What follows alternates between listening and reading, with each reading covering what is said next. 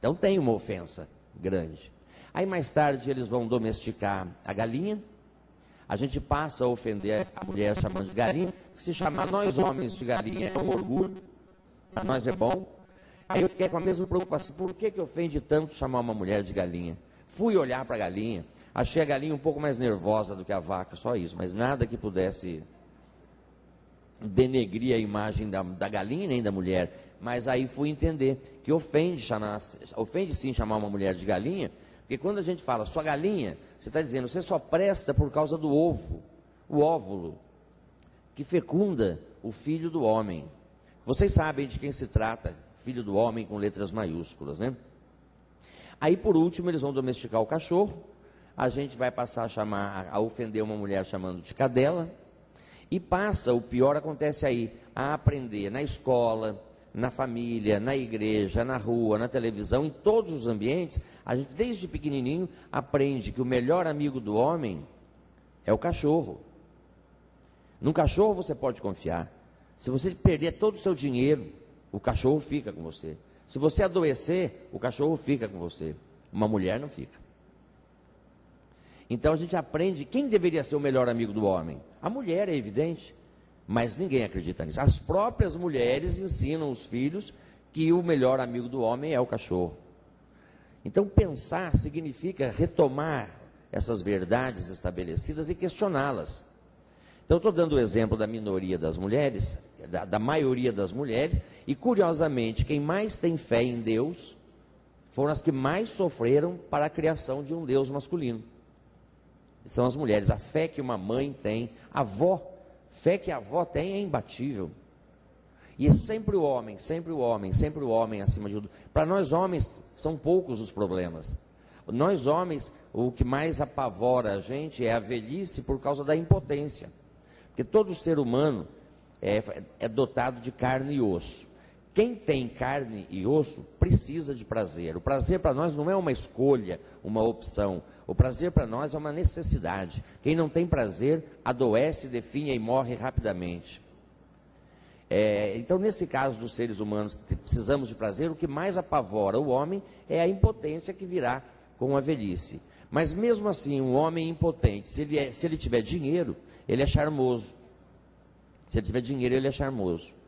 Agora, desculpem a grosseria, as mulheres, mulher velha, se ela se ela não for mãe ou avó, para que serve uma mulher velha? É grosseiro, eu sei, mas comece a se perguntar, será então que a maternidade é da natureza humana, e principalmente da natureza humana feminina, ou é uma forma que as mulheres encontraram de ter alguém que cuide delas na velhice? Não é a mãe que costuma ficar no pé da gente para a gente ir para a escola, para a gente se formar? Tem alguns homens que fazem isso, mas normalmente é a mulher, a mãe que faz esse papel, não é? Vai para a escola, vai estudar, vai ser alguém na vida, é sempre o papel da mulher. E é papel da mulher também amar incondicionalmente. É incrível como essa história de amor materno parece com um poço sem fundo, não é? A mulher tira amor, tira amor, tira amor e não acaba nunca. Será que amor materno é da natureza humana ou é uma ação política? Questionar isso, esses valores, às vezes entristece um pouco a gente, mas a gente começa a ter argumentos e algumas razões a esse respeito. Se a mulher não tiver filho, ela vai ficar na mão de quem? Do SUS. Visitem um asilo do SUS para vocês verem se vai ser bom. E a mulher que tem filho, e ela vai botar o filho para estudar, porque no fundo ela sabe que filho formado ganha mais. Então é só fazer a equação. Filho formado ganha mais, mas filho amado é igual a filho amarrado. Ele vai cuidar dela quando ela envelhecer. E não é esse o discurso. Muitas vezes os filhos falam, essa mulher é tudo para mim. Eu sou o que eu sou hoje porque ela cuidou, ela insistiu para eu ir para a escola, ela me amou mais do que ninguém. Então ele vai ter obrigatoriamente, com esse discurso, que cuidar dela. Discurso vazio e sem fundamentação, porque o Brasil é um dos poucos países do mundo que tem lei que obriga a gente a cuidar dos mais velhos. Se houvesse amor, não precisava de lei, nós faríamos por prazer, absoluto prazer. A ideia, então, é desconstruir essas verdades. Eu estou dando o exemplo das mulheres para que a gente possa entender que a forma que a gente vem utilizando para lidar com as drogas também precisa ser desconstruídas. Precisam ser desconstruídas. Em nenhum momento, tenho certeza absoluta disso, vocês vão confundir a minha fala com estímulo ao consumo. A ideia não é essa.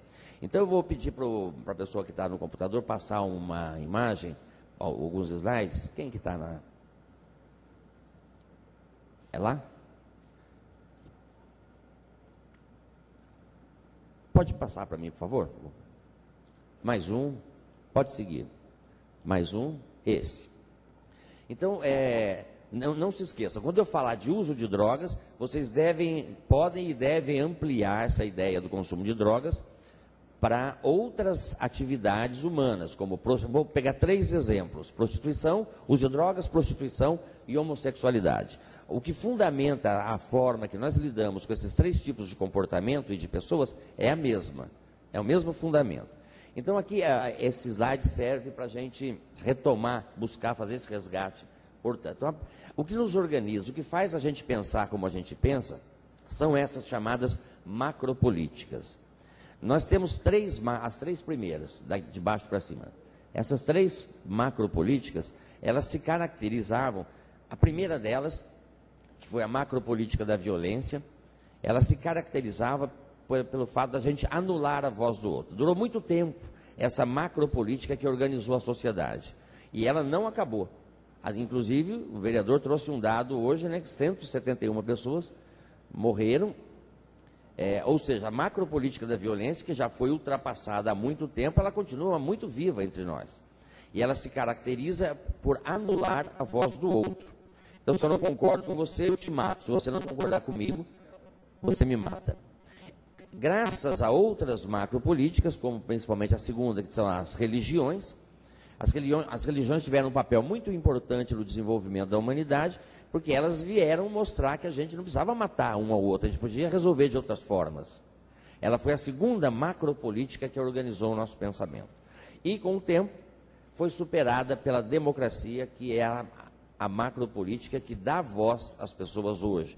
Então, a violência anula a voz, as religiões substituem a voz das pessoas pela voz de Deus, e a democracia dá voz para as pessoas. Não é assim que funciona? Chega a eleição, a gente escolhe um candidato, um partido que será a nossa voz na Câmara, no Congresso e assim por diante. Então, essas 3 políticas, isso aí não é opinião minha, isso é um resumo que eu estou fazendo dessas 3 macropolíticas que fizeram a nossa cabeça. Nós estamos trabalhando com a produção de uma 4ª, que é a macropolítica da solidariedade, que eu chamo de amizade, porque eu acho que é um termo muito legal. Os contemporâneos que vêm trabalhando com a construção de uma macropolítica da solidariedade são Deleuze, Guattari, Michel Foucault, Hannah Arendt e muitos outros. Ela se caracteriza, a macropolítica da solidariedade, por reconhecer a voz do outro. Daí a se falar das diferenças. Nós somos todos diferentes. Pegar um fio do seu cabelo dá para saber que é seu.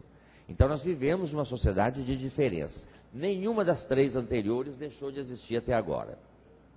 A gente continua violento, a gente continua refém das religiões e a gente continua refém da democracia. Daí o alto nível de crítica que se faz a esses 3 pensamentos, a essas 3 práticas do conhecimento humano. Então, a minha proposta, a minha fala, vai ser de apresentar políticas e pensamentos que estejam ligados diretamente à produção de uma macropolítica da solidariedade. Então, fazer o nosso grupo pensar uma máxima do Mahatma Gandhi, e que ele diz que seja o mundo que você imagina. Isso. Repete, por favor. Seja a mudança que você quer ver no mundo. Esse é o sentido. Obrigado. Inclusive, está escrito no aeroporto de Congonhas, numa escada. Eu não sei porquê, não sei quem foi que pôs aquilo. Porque não combina com o capitalismo, nem com o comunismo. Significa autonomia. Então, se eu estou desejando um mundo melhor, eu não posso querer que os outros façam aquilo que eu acho que é certo. Então, ser aqui, a mudança que eu quero ver no mundo é o que vai abalizar a nossa conversa. Pode passar o próximo, por favor? Mais um? Pode seguir. Mais esse. Todas as nossas. Então, não se esqueçam que a minha fala está no sentido da construção de uma quarta macropolítica, que vai, portanto, a defesa que eu estou fazendo, lidar com drogas, prostituição e homossexualidade, que são os 3 exemplos que eu estou seguindo, de uma forma diferente, baseado, portanto, na solidariedade. E quando a gente pensa na nossa forma de agir no dia a dia, nós somos preparados pela escola, pela família, pela igreja, pela mídia, a nos pautar pela ideia de bem e de mal. Então, é por isso que a gente fala, fulano é do bem, fulano é do mal, como se existissem só essas duas possibilidades. Entre o bem e o mal, existe um universo, um mundo de coisas. Então, seguindo os passos do professor Roberto da Mata, do professor Everardo Rocha, vamos relativizar para a gente poder entender melhor de que forma escapar dessa tentativa de viver ou no bem ou no mal, como se fosse possível, como se isso fosse possível, alguém ser somente do bem ou alguém ser somente do mal. Nós temos o exemplo de algumas tribos da Arábia Saudita, no Oriente Médio, em relação ao álcool, eles não usam bebida alcoólica em hipótese nenhuma. Não precisa nem polícia para fiscalizar, porque eles estão tão ligados, eles acreditam que quando você usa uma bebida alcoólica, você põe o demônio para o lado de dentro. É o demônio líquido. Isso é tão forte na cultura deles que não precisa nem de polícia para fiscalizar, eles realmente não bebem. E para nós, beber não é um problema. Né? Eu estou dizendo a cultura. Quem é que bebe cerveja? Vamos fazer uma pequena pesquisa. Quem toma cerveja? Só não levanta a mão quem não bebe absolutamente nada, tá bom? Eu vou me incluir aqui porque eu também bebo. Daqui dá para ver, metade dessa sala, esse grupo, usa algum tipo de bebida alcoólica. E ninguém me parece, olhando daqui a gente tem uma visão privilegiada, não parece que vocês estejam mal, não. É incrível, mas eu não posso tirar uma fotografia de vocês, pôr num telão e falar para uma sala de adolescentes e falar, atenção alunos, que o professor vai mostrar para vocês um grupo de pessoas que usam o álcool numa boa. Aí aparece vocês de mão levantada. Eu posso ser processado. Eles vão falar para mim, olha, você está estimulando os adolescentes a beber? Eu vou dizer, não, eu não estou estimulando, eu estou dizendo para eles a realidade, que existe muita gente que bebe numa boa. E bebe, porque eu tenho a impressão, olhando assim para vocês, que vocês devem ter família, vocês têm nível de escolaridade, vocês devem ter trabalho ou emprego, participam até de seminário para aprofundamento do tema, não tem nada de errado com vocês.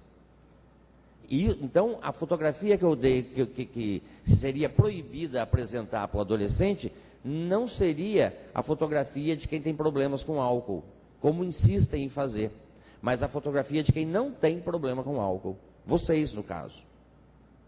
Então, eu fico muito contente, eu acho que o vereador Delfino deve comemorar que conseguiu juntar um público que pelo menos metade é usuário de uma droga importante, né, e que são a prova cabal de que pode-se não ter problema com isso.